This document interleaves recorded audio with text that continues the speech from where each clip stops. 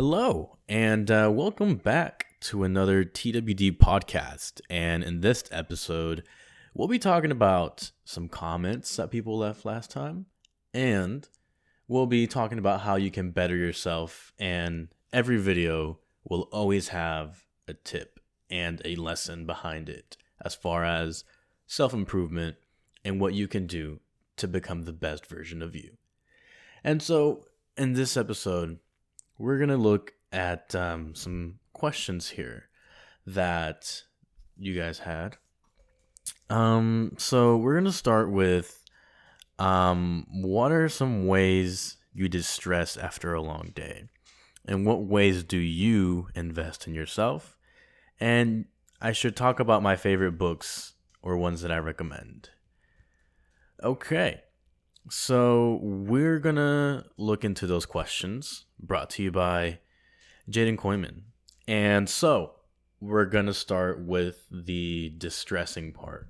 And I think that these questions are in line with the tip of the day or the lesson of the day, which I think should be how to de-stress, how to invest in yourself, and why you should read. So, we all deal with stress. I think we all have problems.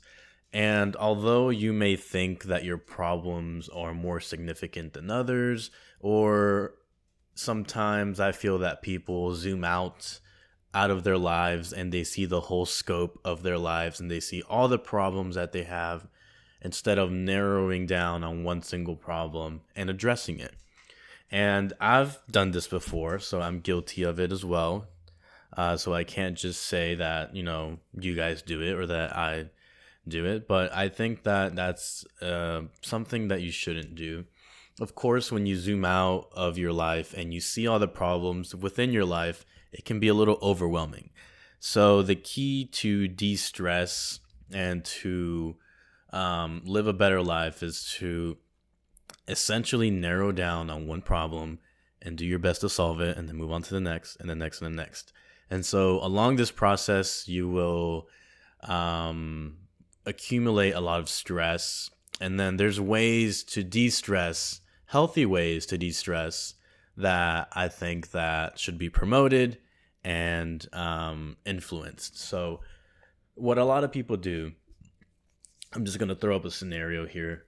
Let's say Gordon. I love Gordon Ramsay.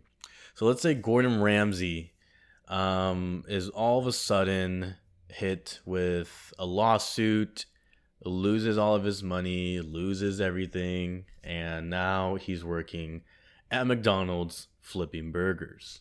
So obviously throughout that course of actions throughout his life, he's going to have some stress. And so usually when people are going through something that is stressful, they will de-stress in unhealthy ways. That can be binge eating. That can be vocally de-stressing onto somebody else, whether it's a spouse or, a child or coworkers, things like that. Or some people go to the extremes of doing things like drugs, drinking alcohol, or both. So I think that those are very unhealthy ways to de-stress. Healthy ways to de-stress would be to go to the gym, to draw your frustrations out, to run your frustrations out, like physically running. Also, singing might help. Going outside and just simply yelling into the sky for like a couple seconds, because then any longer than that and people will think you're weird. So, there's a lot of different ways to de-stress, but I think it's important for us to distinguish between healthy and unhealthy. And like I said, we all have problems, we all have stress, we all come through it. I don't think there's a single person in the world that could say that they're never stressed. They may look it, but they're not. And so, like I said, I think you have to find a healthy way to do it. And sometimes, like, It's easy for me to say just go to the gym and de-stress, but that's how I do it. It's not how you might go about it or how somebody else might go about it. So I think that something healthy to de-stress would be doing something that you like to do. So if you have a hobby, go ahead and just when you are feeling stressed out and you feel that you're just about to blow and about to just cut someone out, don't do that. Just go ahead and dive into your hobby, dive into your passion, do things that you like to do, and that will, you know, be a much healthier way to de-stress. And so again, de-stress, de-stress, de-stress at least once a week or something along those lines. We can't always, you know, let's say your hobby is kayaking. That's how you de-stress. We can't always go kayaking every day to de-stress. So it's important to do it at least, you know, every 3 days or so, or a week. So that being said, let's segue into ways to invest in yourself. Teaching yourself skills is probably the best way to invest in yourself. So a lot of people want to invest in stocks and bonds and invest in Bitcoin or invest in a stupid restaurant or some sort of like get rich. Whoa. I need to take a sip of my coffee or something. Invest in get rich quick schemes. Don't do that. Don't do that. Don't open a restaurant. Don't invest in Bitcoin. Don't do any of that. Instead, invest in yourself as a person, as you. Okay? So I'm going to put myself as an example because I've seen the fruits of my efforts come to fruition. And so what I mean by that is that I've taught myself how to edit videos. I've taught myself photography. I've taught myself videography. I've taught myself how to do woodworking. I've taught myself how to exercise. I've taught myself to become tech savvy. I've taught myself a lot of things. And by doing that, you're giving yourself more opportunities to use those skills, and those skills can be profitable. I mean, I do videography and photography on the side. It's part-time, and then I do my full-time gig. So it's nice to have those skills because then those can bring you money and they can bring you happiness.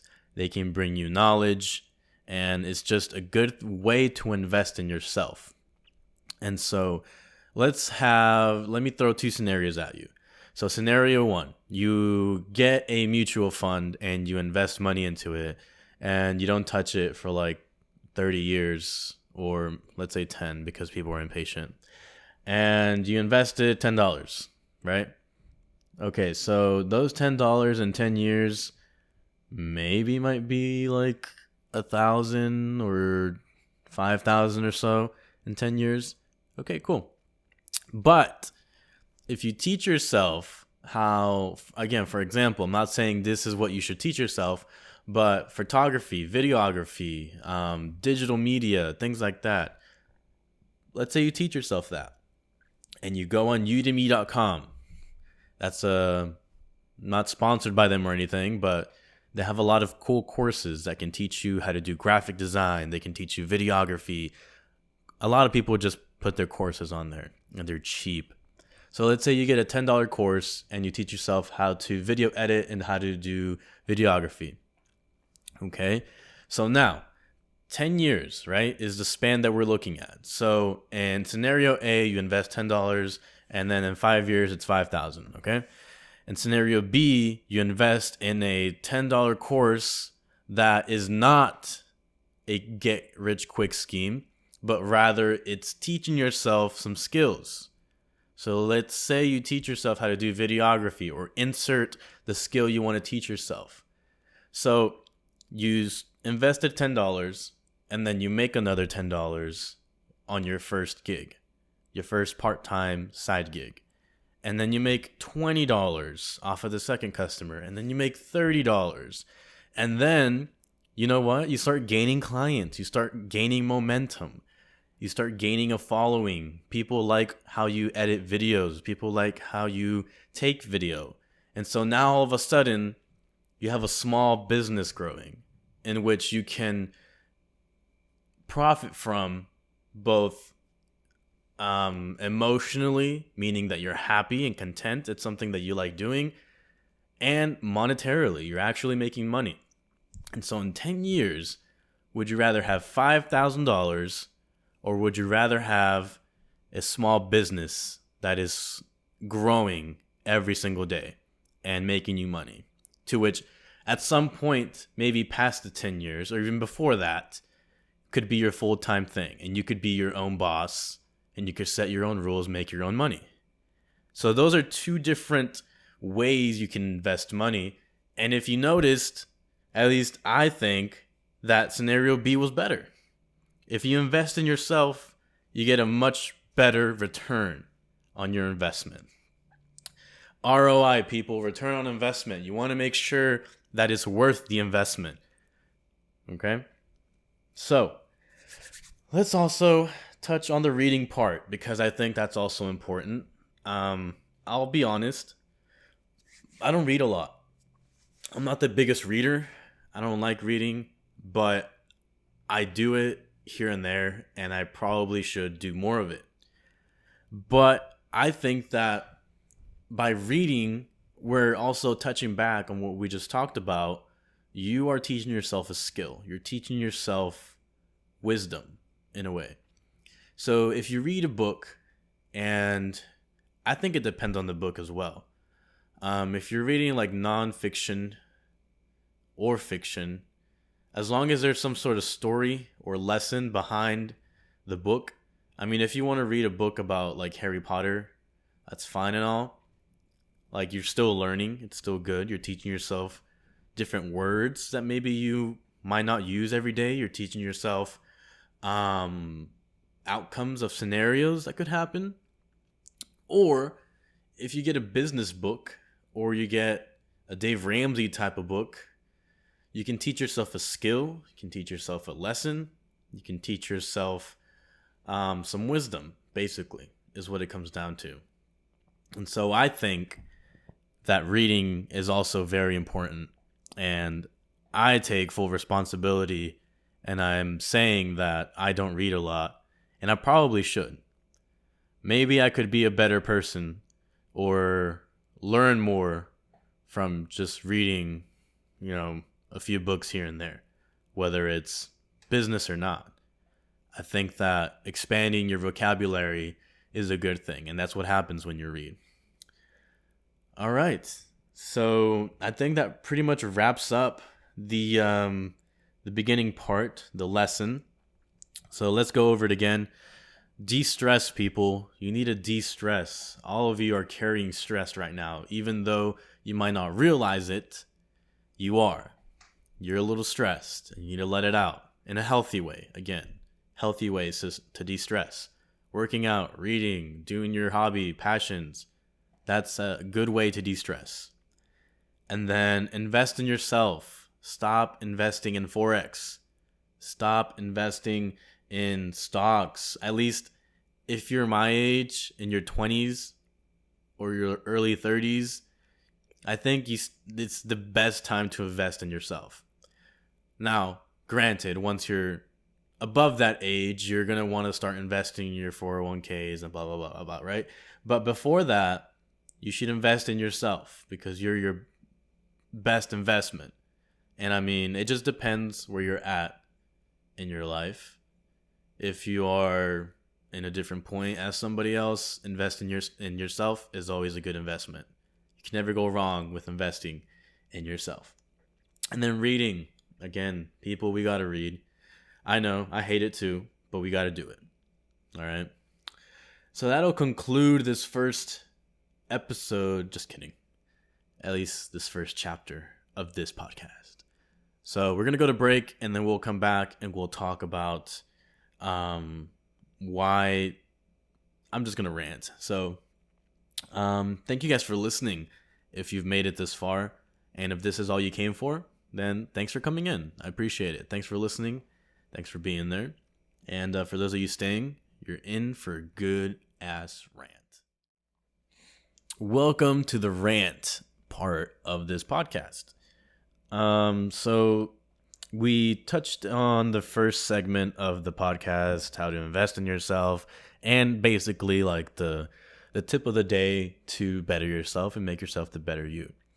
So if you skipped to this part and haven't listened to that, I would go back and at least listen to a few seconds of it because it's good stuff. You should listen to that. But if you're here because you listened to it already and you're ready for the rant, here it is.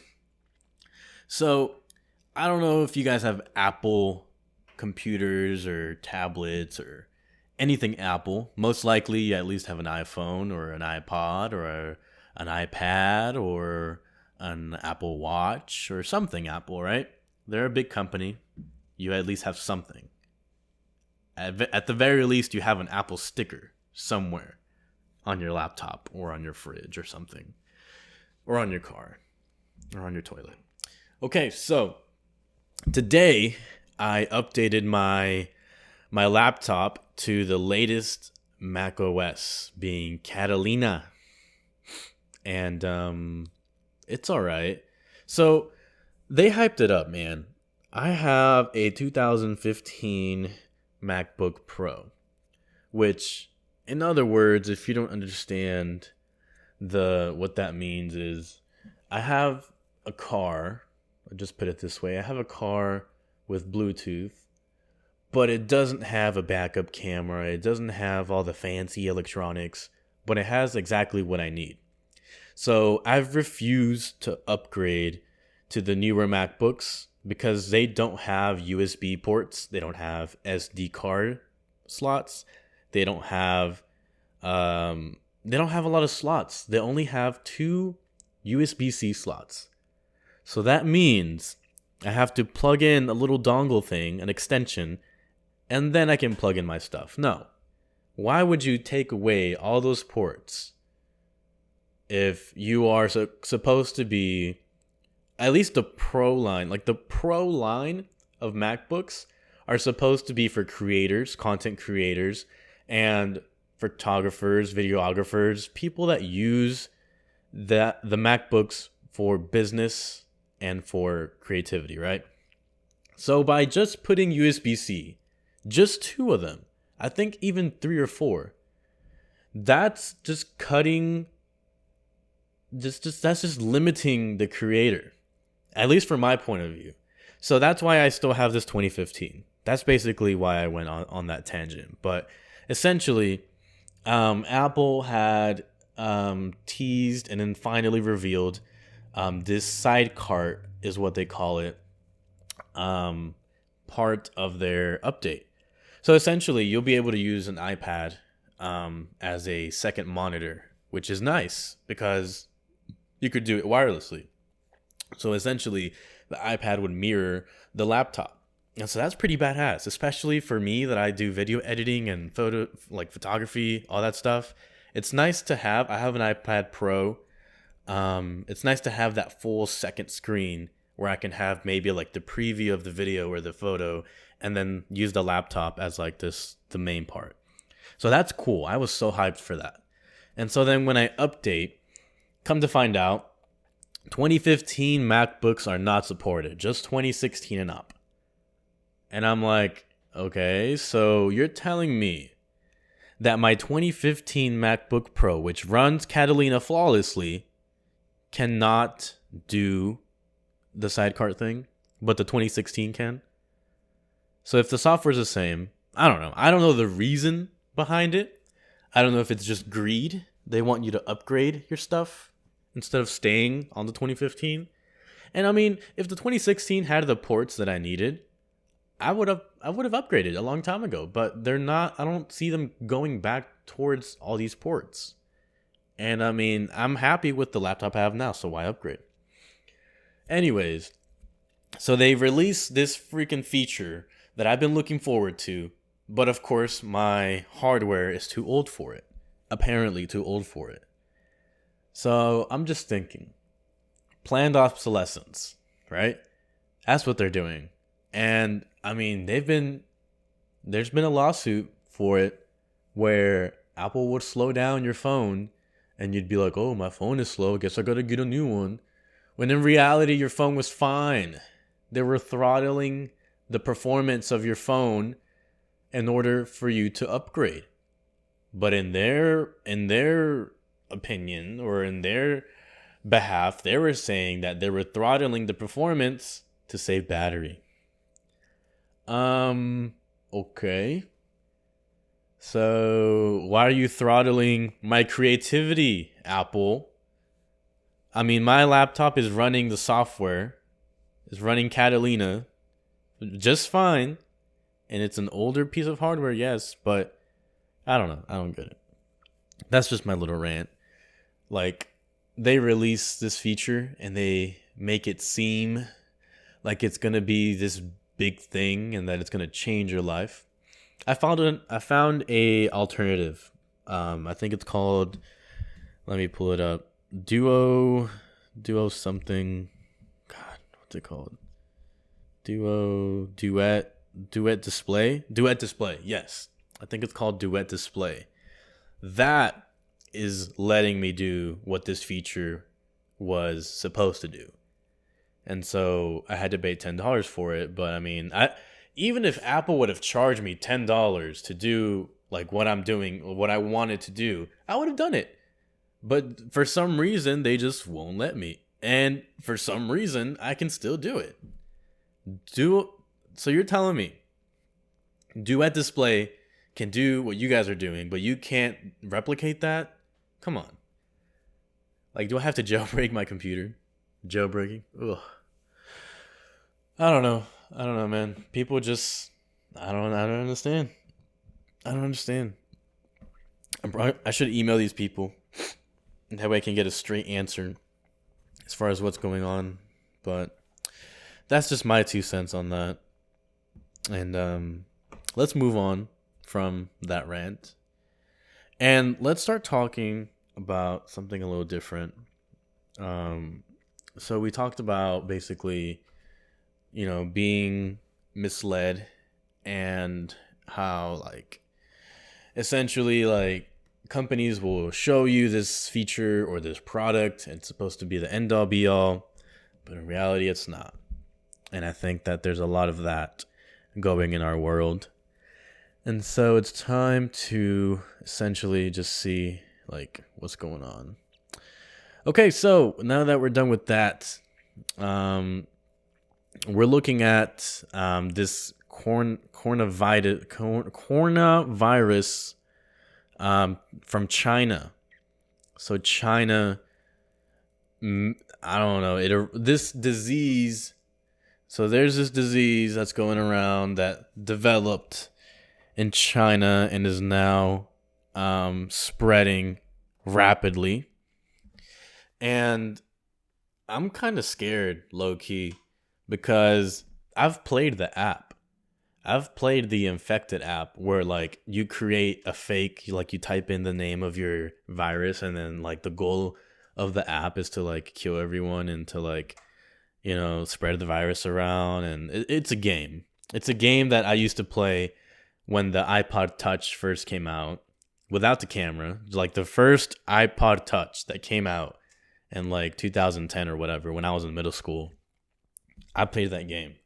And that's literally what I'm seeing right now. So 2 hours ago on Twitter, I see China builds 1,000 bed coronavirus hospital in Wuhan at the epicenter of the outbreak. And then a second case of coronavirus, we'll call it the C virus, confirmed in the United States. A patient in her 60s in Chicago was diagnosed with this. And according to the CDC, she was traveling in China prior to the diagnosis. Oh my God. Why? Why is that? Like, what's going on? Who started this stuff? I don't get it. And then why are people traveling to Wuhan, China still? Jeez, man. So now, signs and symptoms. So the CDC released a little briefing about it. And so I'm going to go over the signs and symptoms. So if you see this, you might have it. I don't know. I don't know. You know how scary that is? Like right now, I'm just getting chills. Okay. Respiratory symptoms. Did you hear that? I breathed in, breathed out. Everything was fine. I did not cough. I did not feel like I had to cough. I did not have chest pain. So I'm good. Ooh, Jesus. So respiratory symptoms is like one of the symptoms. Fever. I mean, everyone gets fevers and stuff. But again, these are in conjunction. So if you have all four of these things, you should get checked out, man. Difficulty in breathing. So this goes back to the respiratory system and coughing.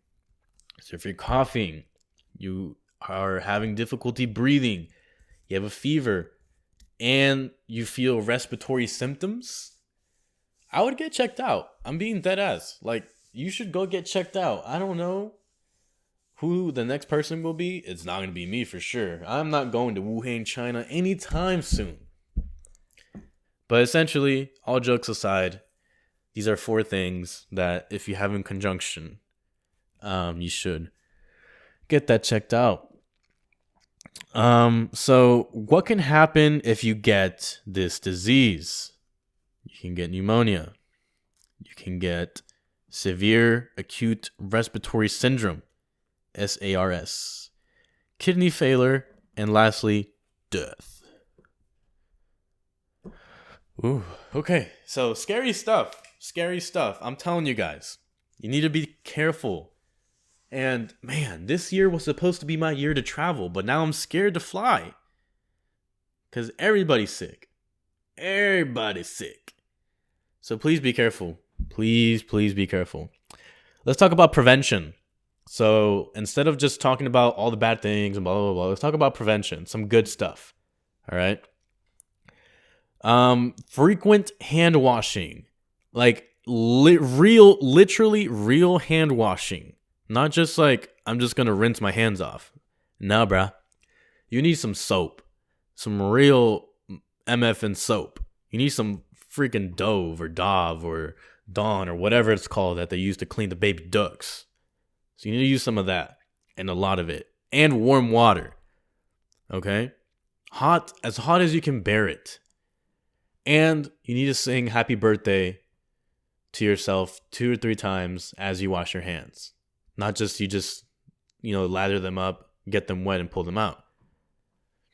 Okay? So wash your hands a lot. Nasty, you freaks. And then avoid unprotected contact with farm or live animals. So essentially, some of these animals might have maybe part of the disease. You might have the other part. So when you guys come together, you and Mr. Chicken now have that C disease that is so deadly. So I don't live on a farm or anything, so I think I'm good. So basically just stay away from animals altogether. Like, stay away from the zoos, stay away from animals. If you have dogs, for God's sakes, keep your dogs inside. Or if they're outside, keep them fenced in. Or if they're not fenced in, keep them on a leash or something. God, man. See, this is what happens when diseases go crazy. Okay, also, maintain your distance and cover coughs and sneezes with a tissue or, what does it say? Crook of elbow. Oh, so essentially you do the Dracula thing where you cover your mouth, or you cover your mouth with your tissue, but not your hands. Don't cover. Some people amaze me. So it's like, okay, you have to cover your mouth when you cough or sneeze, right? But they use their freaking hands.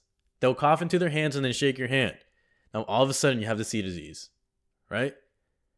So the best way to cough is into your freaking elbow. The crook of your elbow, as the prevention guide states. So Dracula, when he covers his face like that, his forearm over his face, that's how you should cough. And if you see someone coughing, run away, cross the street, freaking jump off the plane, get away from them. Okay? Oh, yeah. Okay. So, next one says avoid close contact with people showing cold or flu-like symptoms.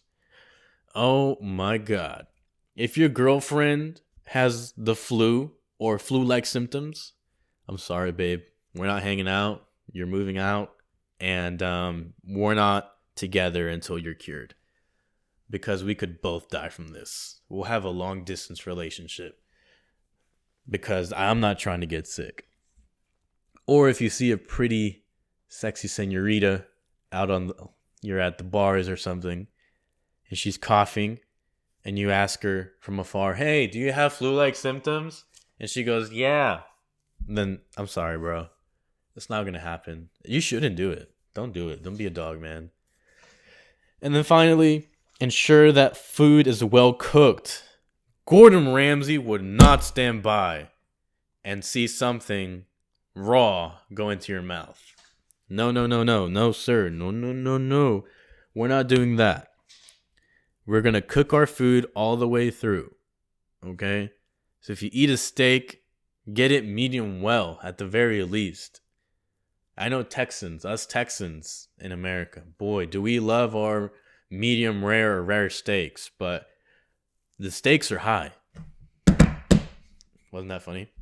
Because of steaks? No? Okay. So yeah, I mean, just make sure you're washing your hands, stay away from animals, cover your mouth when you're coughing, but not with your hands.